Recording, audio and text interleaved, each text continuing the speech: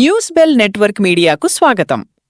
శ్రీకాకుళం జిల్లా కొత్తూరు మండల పరిధిలో సంగన్నగూడ నుండి కాకరగూడ వయా దిమిలీ గ్రామం వరకు రూపాయలు 70 లక్షల వ్యయంతో ఎంజీఎన్ఆర్ఈజీఎస్ నిధులతో నిర్మించిన బీటీ రోడ్డును ఎమ్మెల్యే మామిడి గోవిందరావు ఘనంగా ప్రారంభించారు. ఈ సందర్భంగా ఎమ్మెల్యే మాట్లాడుతూ గ్రామీణ ప్రాంతాల్లో మెరుగైన రహదారి సదుపాయాలు కల్పించడం ద్వారా ప్రజల జీవన ప్రమాణాలు గణనీయంగా పెరుగుతాయని పేర్కొన్నారు.